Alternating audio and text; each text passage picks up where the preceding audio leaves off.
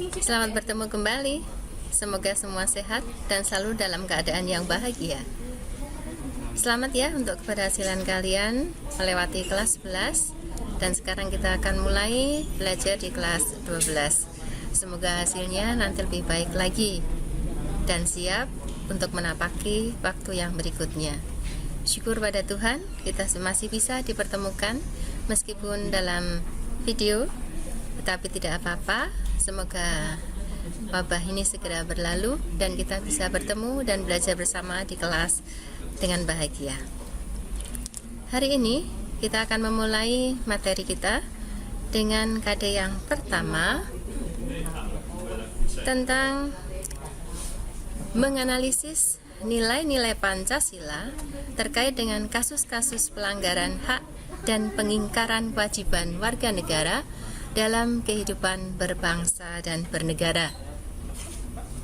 Semoga kalian sudah siap dengan buku yang kalian miliki. Judul materi kita kali ini adalah kasus-kasus pelanggaran hak dan pengingkaran kewajiban warga negara.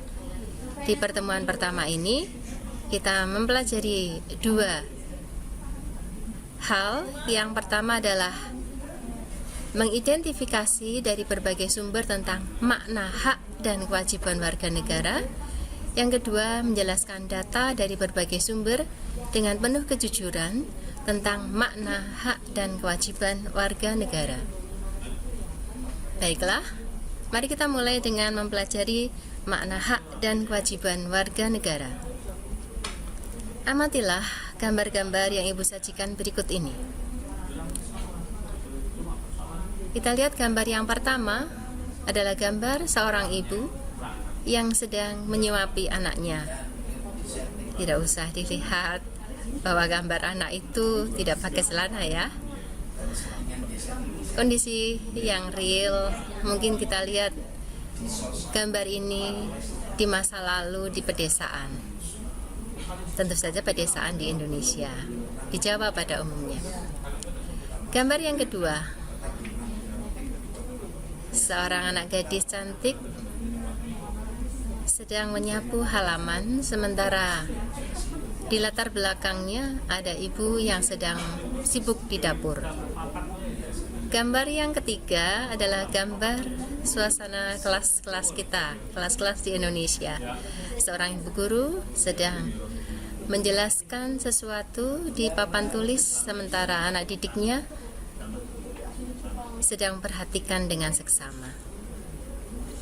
Gambar yang ketiga, kebahagiaan orang tua atas wisuda putrinya. Gambar yang ketiga, gambar yang kelima adalah proses jual beli di pasar.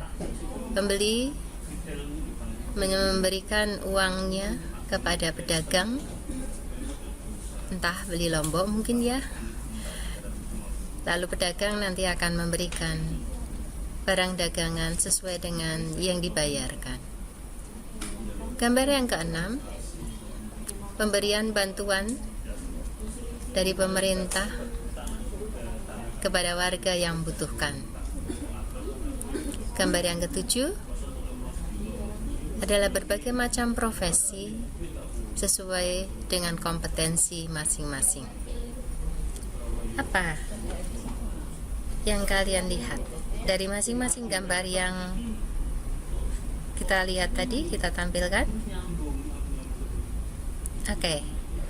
Ya, tentu saja karena kita bicara tentang hak dan kewajiban, maka yang muncul dalam pikiran kita adalah dari masing-masing gambar tersebut menampilkan terjadinya hak dan kewajiban. Nah, supaya lebih memahami tentang hak dan kewajiban, kita lihat sebentar apa sih yang dimaksud dengan hak dan kewajiban. Hak merupakan semua hal yang kita peroleh atau kita dapatkan dalam bentuk kewenangan atau kekuasaan untuk melakukan sesuatu. Hak merupakan semua hal yang kita peroleh atau kita dapatkan dapat berbentuk kewenangan atau kekuasaan untuk melakukan sesuatu. Sedangkan kewajiban merupakan tindakan yang harus dilakukan sebagai bentuk tanggung jawab atas permasalahan tertentu, baik secara moral maupun hukum. Sedangkan kewajiban merupakan tindakan yang harus dilakukan sebagai bentuk pertanggungjawaban atas permasalahan tertentu, baik secara moral maupun hukum. Jadi, antara hak dan kewajiban merupakan suatu hal yang saling berhubungan, timbal balik. Setiap hak yang diperoleh merupakan akibat dari dilaksanakannya kewajiban. Jadi, jika kita ingin memperoleh hak, maka kita melaksanakan kewajiban terlebih dahulu. Lalu apa itu hak asasi manusia? Hak asasi manusia adalah hak yang melekat pada diri setiap pribadi manusia dan sudah ada sejak dalam kandungan. Hak asasi manusia mempunyai sifat hakiki, universal, permanen, dan tidak dapat dibagi. Materi ini sebenarnya sudah kalian pelajari di kelas 11. Kita mengulang sejenak supaya Anda tidak lupa materi dasarnya. Jadi, hak asasi manusia mempunyai berapa sifat? Baiklah, 1, 2, 3, 4 sifat, yaitu hakiki, universal, permanen, dan tidak dapat dibagi. Nah, masih ingatkah kalian tentang macam-macam hak asasi dasar manusia? Pelajari lagi ya, supaya nanti Anda lebih mudah untuk belajar lebih lanjut tentang pelanggaran hak. Oke, lalu apa itu kewajiban asasi manusia? Kewajiban asasi manusia adalah kewajiban dasar yang dimiliki oleh setiap manusia. Kewajiban memiliki hubungan sebab akibat dengan hak asasi. Kewajiban merupakan bentuk pembatasan atas hak asasi manusia. Sesuai dengan Undang-Undang Nomor 39 tentang hak asasi manusia, pada pasal 1 ayat 2, kewajiban asasi adalah seperangkat kewajiban yang apabila tidak dilaksanakan tidak memungkinkan terlaksana dan tegaknya hak asasi manusia. Jadi, lakukan kewajiban supaya kita sungguh dapat mendukung pelaksanaan hak asasi manusia. Lalu apa itu hak warga negara?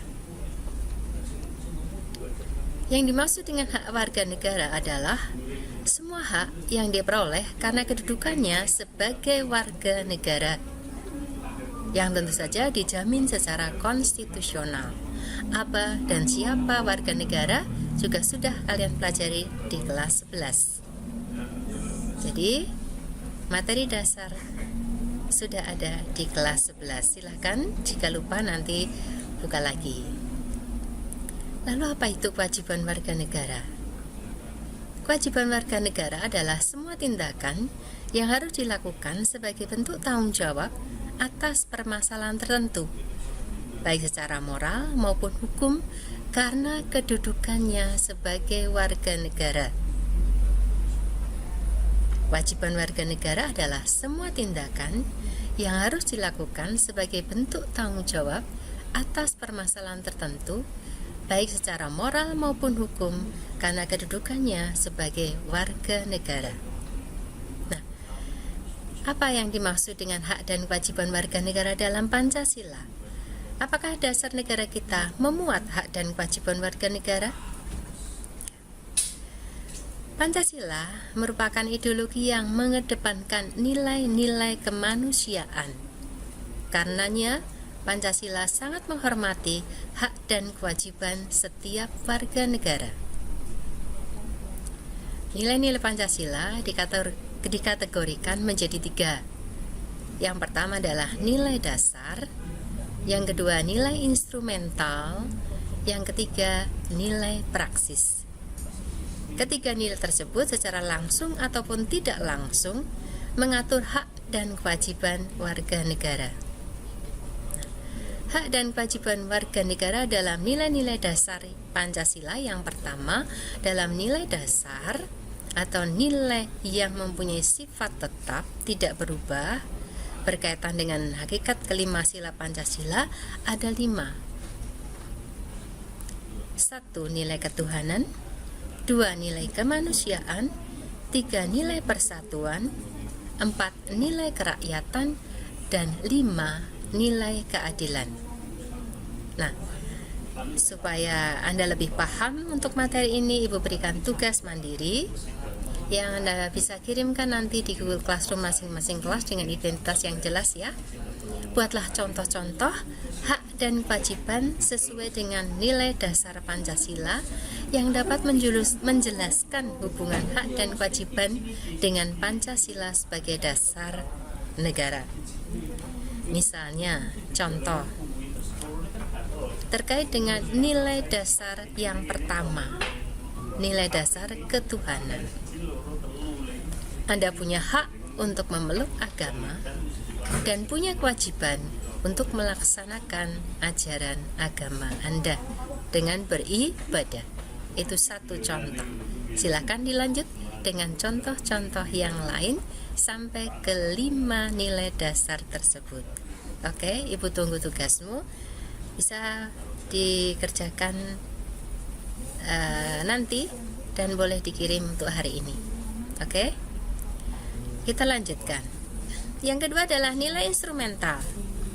Nilai instrumental adalah penjabaran lebih lanjut dari nilai dasar yang dibuat secara lebih kreatif dan dinamis dalam bentuk Undang-Undang Dasar Negara Republik Indonesia tahun 1945 dan peraturan perundangan yang lainnya.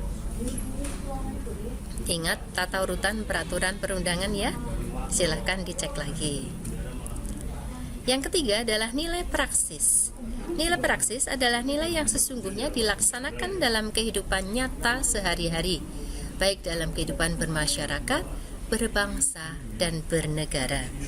Nah, bagaimana hak dan kewajiban warga negara Indonesia? Tentu saja, semua bertolak kepada nilai dasar yaitu Pancasila yang kemudian terumus dalam nilai instrumental yang pokok yaitu Undang-Undang Dasar Negara kita, yaitu Undang-Undang Dasar 1945. Nah, supaya Anda lebih paham dengan materi ini, silahkan membuat tugas secara berkelompok. Silahkan membuat kelompok diskusi ya. Silahkan Anda bentuk sendiri masing-masing kelompok 5-6 orang, bentuk grup, dan kerjakan tugas dari Ibu. Yang pertama adalah mengidentifikasi hak dan kewajiban asasi manusia atau warga negara dalam pasal-pasal Undang-Undang Dasar tahun 1945. Tentu saja yang sudah diamandemen. Silahkan nanti Anda bersama kelompok Anda mengidentifikasi hak dan kewajiban asasi manusia dalam hal ini warga negara dalam pasal-pasal Undang-Undang Dasar tahun 1945. Apakah ada peraturan perundangan di bawah Undang-Undang Dasar 45 yang mengatur lebih lanjut tentang hak dan kewajiban warga negara Indonesia? Beri penjelasan untuk hal ini. Ya, tidak usah terlalu panjang lebar, pokoknya saja. Supaya membantu Anda untuk mengerjakan, tolong pahami dulu materi dasar, baca dulu berbagai sumber yang mendukung penjelasan Ibu tadi. Kemudian waktu untuk pengerjaannya adalah 1 minggu. Dikumpulkan di Google Classroom ya, identitas kelompoknya yang jelas. Ya, untuk pertemuan berikutnya silahkan pelajari pengertian pelanggaran hak dan pengingkaran kewajiban warga negara.